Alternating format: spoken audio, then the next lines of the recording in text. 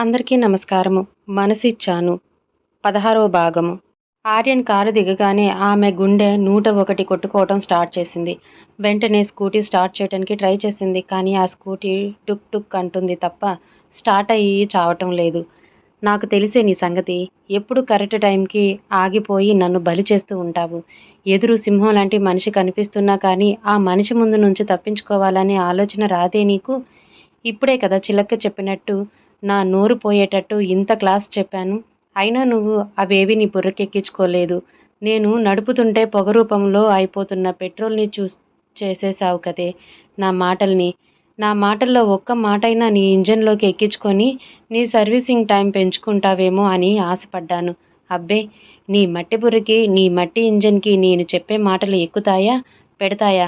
ఇప్పుడు బలయ్యేది నేనే కదా ఈ సీరియస్ సింహం చేతిలో. నీకేం తల్లి అని స్కూటీని సైడ్కి తీయాలని చెప్పి పక్కకు జరపగానే కోపంగా వచ్చి ఆ స్కూటీ హ్యాండిల్ని పట్టుకున్నాడు ఆర్య. అంతే, కళ్ళు నోరు తెరిచేసి అతని వైపే లుక్ ఇచ్చింది. బండి దిగు అని కోపంగా ఆర్య అనగానే అతని వైపు కళ్ళు చిన్నవి చేసి చూస్తూ, ఏంటండి మీరు బాబు, నా మీద మీ పెత్తనం ఏంటి? అసలు ఫస్ట్ నా బండి మీద చేయి తీయండి అని అనాలి అనుకుంది. కానీ ఎదురుగా ఉన్న అతని రౌద్ర రూపాన్ని చూస్తూ పైకి అనలేక తెరిచిన నోరు మూసేసి మెల్లగా బండికి స్టాండ్ వేసి కిందికి దిగింది. ఎంత పొగరే నీకు?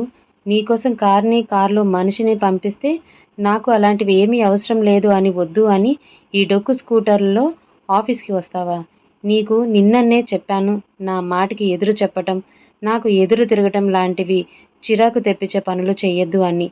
వినవా నువ్వు అని ఆమె రెక్క పట్టి పక్కకు గుంజాడు ఫోర్స్గా.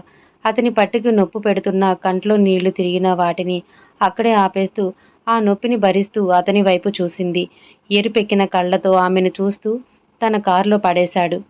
ఆర్యని చూడగానే కారు దిగి అతను ముందుకు వచ్చిన డ్రైవర్ని చూస్తూ, నువ్వు కారు తీసుకుని ఇంటికి వెళ్ళు అనే సీరియస్ టోన్లోనే చెప్పాడు. డ్రైవర్ సరే అని తలాడించి కార్ రివర్స్ తీసుకొని వెళ్ళిపోయాడు. స్కూటీకి లాక్ కూడా వేయలేదు. ఏమైపోతుందో ఏమో పిచ్చిమొహంది నాలానే అని ఆలోచనలో ఉంది ధృతి. ఆర్య మాత్రం కారులో కూర్చొని కార్ని రోడ్డుపై పరుగులు పెట్టించాడు. అయ్యో, నా స్కూటీకి లాక్ కూడా వేయలేదు, దాన్ని ఎవరైనా దొబ్బుకుపోతే అని బెంగపడింది. ఆర్య సీట్ బెల్ట్ పెట్టుకుంటూ ఆమె వైపు చూసి సరిగ్గా కూర్చో అని ఆర్డర్ వేశాడు. అతని ఆర్డర్కి బెదిరిపోయి అతన్ని పక్కన ఉన్న సీట్లో సరిగ్గా కూర్చొని సీట్ పెట్టుకుంది. ఆర్య సీట్ బెల్ట్ పెట్టుకొని కార్ స్టార్ట్ చేశాడు. స్టీరింగ్ని తన ఇష్టం వచ్చినట్లుగా తిప్పుతూ ర్యాష్గా డ్రైవ్ చేస్తున్నాడు ఆర్య. అతను ఎంత కోపంగా ఉన్నాడో ఆ కార్ డ్రైవింగే చెప్తుంది ధృతికి. ఇవాళ నా ఆఖరి రోజు అని అనుకోకుండా ఉండలేకపోయింది. కార్ డ్రైవింగ్ పైనే ఫోకస్ పెట్టి ఫోన్ నుండి సిద్ధుకి మెసేజ్ పంపించాడు. ఇవాళ నన్ను ఈవినింగ్ వరకు అసలు డిస్టర్బ్ చేయొద్దు అని. ఆర్య నుంచి మెసేజ్ చూడగానే ఏమైంది వీడికి, అసలు ఏం చేస్తున్నాడు అన్న ఆలోచనలో పడిపోయాడు. ఆ రోజు తనకు అలాట్ చేసిన వర్క్నే కాకుండా న్యూ ప్రాజెక్ట్ వర్క్ కూడా తన టేకప్ చేయటంతో వర్క్ బాగా ఎక్కువైపోయింది సిద్ధుకి. హారిక ఎన్నిసార్లు ఆర్య నెంబర్కి కాల్ చేసినా కానీ అతను రిప్లై ఇవ్వకపోవటంతో ఆమెలో అసహనం పెరిగిపోయింది. ఎదురుగా ఉన్న ఫైల్స్ని విసిరికొట్టి, బావతో ఎక్కువ టైం గడుపుదామని ఆఫీస్లో జాయిన్ అయితే నేను ఆఫీస్లో ఉన్నా నన్ను పట్టించుకోకుండా ఎక్కడికో వెళ్ళిపోయాడు. అయినా ఈ ధృతి ఇంకా రాలేదేంటి అని కుర్చీలో నుంచి లేచి తన క్యాబిన్ నుండి బయటకు వచ్చింది. బయట గ్లాస్ డోర్ నుంచి ధృతి క్యాబిన్ కనిపిస్తుంటే ఆమె సీట్ ఎంటీగా కనిపించింది. పక్కనే ఉన్న ప్యూన్ని ధృతి రాలేదా ఈరోజు అని అడిగింది. లేదు మేడం, రాలేదు అని వినయంగా బదులిచ్చాడు. ఎక్కడికి వెళ్ళి ఉంటుంది అని ఆలోచిస్తూనే ఆమె క్యాబిన్లోకి అడుగుపెట్టింది హారిక. ఆమె టేబుల్ పైన ఉన్న ఫైల్స్ ఆ రూమ్ అంతా చెక్ చేస్తూ తన కళ్ళని ఆ రూమ్ని స్కాన్ చేయటంలో బిజీ చేసింది. ఆ రూమ్లో ఉన్న సీక్రెట్ బీరువా లాక్ చేసి ఉండటంతో అని అసహనంగా అనుకుంది. అయినా పట్టు వదలని విక్రమార్కులాగా ఆ బీరువా వెనుక ఉన్న ఫైల్ స్టోర్లో వెతకటం మొదలుపెట్టింది. అక్కడ ఆమె కళ్ళు ఎరిపెక్కిపోయేలాగా దొరికింది ఆ వస్తువు. ఇవాళ ఈ కారు నాకు యమపాశంలాగా కనిపిస్తుంది. ఈ సింహం ఖచ్చితంగా నా పాలిట ఎముడే అని కార్ స్పీడ్కి ఆమె పొట్టలో రకరకాల ఫీలింగ్స్ స్టార్ట్ అయ్యాయి. అతని మొహం గంభీరంగా ఉంది. అతనికి తగ్గట్టు మారిపోతుంది. ఎక్కడికి తీసుకొని వెళ్తున్నాడు అర్థం కావటం లేదు. చుట్టూ జనసంచారమే లేదు. కనీసం మనుషులు నివసిస్తున్నారు అన్నట్టు ఒక ఇల్లు కూడా కనిపించట్లేదు. చుట్టూ ఎటు చూసినా చెట్లు, చేమలు తప్ప మానవ మాత్రుడు కనిపించని గమ్యం వైపు అతని కారు పరుగులు తీస్తూ ఉంటే మౌనంగా అతన్ని చూస్తుండిపోయింది ధృతి. ఆ కారు ప్రయాణం సాఫీగా సాగుతున్న రోడ్డుపై నుంచి మట్టి రోడ్డు వైపు సాగింది. ఆ గతుకులలో ఎటుపోతున్నాడు అర్థం కాని అతని ఆలోచనలు ఏంటో అర్థం కాక చుట్టూ చూస్తూ ముందుకు చూడగానే ఎదురుగా పెద్ద కొండ కనిపించింది. కొంపతీసి ఆ కొండ మీదికి తీసుకెళ్లి తోసేస్తాడా నన్ను? ఆలోచన రాగానే ఆమె 2 చేతుల్ని గుండెపై పెట్టుకొని కళ్ళు 2 పెద్దవి చేసి ఆర్య వైపు చూసింది. అతను మాత్రం స్థిరంగా, నిశ్చలంగా ఏమాత్రం తొణకని పర్వతంలాగా కనిపించాడామెకి. రాక్షసుడు!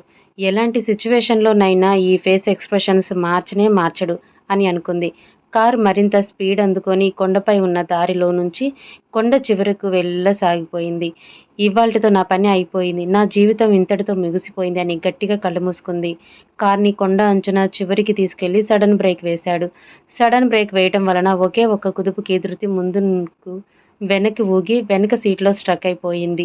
విసుగ్గా తన సీట్ బెల్ట్ తీసేసి కారు దిగాడు. ఆర్య కారు దిగేశాడా? దిగుతాడా? ఇక ఇప్పుడు వెనుక నుంచి కారు ముందుకు తోసేస్తాడా? అప్పుడు కారు వెళ్లి లోయలో పడిపోతుంది. కారుతో పాటు నేను కూడా ఇక అనంతలోకాలకు అంతే దేవుడా! అనే లోపే ఏడుస్తూ దండం పెట్టుకుంది. ధృతి ఆర్యకి కోపం తగ్గాక నడుమున చేతులు పెట్టుకొని అటూ ఇటూ తిరుగుతున్నాడు అసహనంగా. ఇంకా కారు కదలకపోవటంతో ఏం చేస్తున్నాడు ఈ మహానుభావుడు అని కళ్ళు మూసుకున్న కళ్ళల్లో నుంచి ఒక కన్ను మాత్రమే తెరిచి బయటికి చూసింది. తన కోపాన్ని ఆపుకుంటున్నట్టు అటూ ఇటూ అసహనంగా తిరుగుతున్న ఆర్య కనిపించగానే ఏమైంది ఇతనికి అని పూర్తిగా కళ్ళు తెరిచి అతని వైపే చూస్తుండిపోయింది.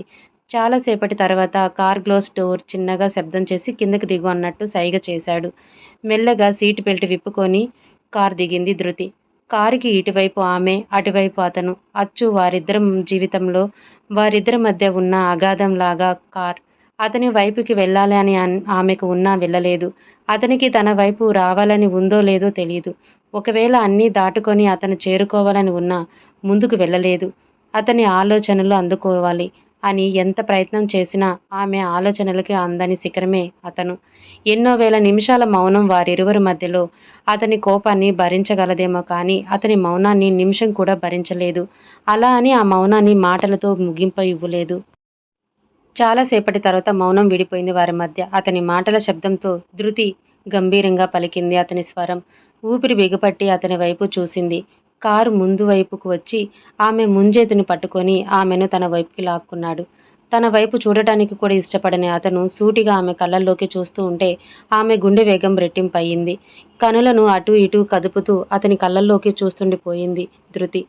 ఆమె చేతిపై అతని పట్టు పెరుగుతూ ఉంటే అప్పటి వరకు ప్రశాంతంగా ఉన్న ఆమె మోము కాస్త ఎరుపు రంగును సంతరించుకుంది బాధతో. ఆమెను చూస్తూ నువ్వు నాకు దూరంగా ఉండలేవా అని ఒకే ఒక ప్రశ్న సూటిగా అడిగాడు. దూరం అన్న మాటకే ఆమె గుండె కలుక్కుమంది. ఎన్నిసార్లు చెప్పినా నువ్వు వినవా? నీ విషయంలో నీ ఆలోచనలతో పిచ్చెక్కిపోతుంది తెలుసా? కేవలం నా వల్లే నువ్వు ఇలా అయిపోతున్నావేమో అని నాకు గిల్టీనెస్ వచ్చేస్తుంది తెలుసా అన్న అతని మాటకి ఆమె కళ్ళు వర్షించాయి. ప్లీజ్ నా గురించి నువ్వు నీ జీవితం నాశనం చేసుకోకు. నీకెంతో భవిష్యత్తు ఉంది. ఆ భవిష్యత్తు వైపు అడుగులు వెయ్యి అని చెప్పగానే మిమ్మల్ని వదులుకోవటం నా వల్ల కాదు అన్న ధృతి మాటకి ఆమె చేతిని వదిలి ఆమె గొంతు పట్టుకున్నాడు. అప్పుడే ఊపిరి ఆగిపోతే బాగుండు అనిపించింది ఆమెకి. కానీ అంత తేలికగా తన ప్రాణాలు తీసేస్తాడా? తీయడు. అనుక్షణం తనని నీడలా కాపాడుతాడు. తనకు రక్షణనిస్తాడు.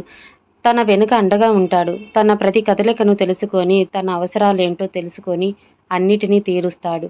కానీ తన ప్రేమ, బాధ ఈ రెండు మాత్రం తనకి అనవసరం. ఈ రెండిటిని పట్టించుకునే ఇంత తీరిక తనకి ఉండదు. మరి ఒక అమ్మాయికి రక్షణగా, కవచంగా ఎవరుంటారు? అయితే తల్లిదండ్రులు ఉండాలి. లేదా తోబుట్టువులు ఉండాలి. జీవితాన్ని పంచుకునే భర్త అయినా అయి ఉండాలి. మరి ఇతనితో నాకేం సంబంధం ఉందని ఇదంతా చేస్తున్నాడు అన్న ఆలోచన ఆమెకి పిచ్చెక్కిస్తుంది. ఎప్పుడు కూడా అతను మాత్రం నీ కోసం ఇవన్నీ చేస్తూ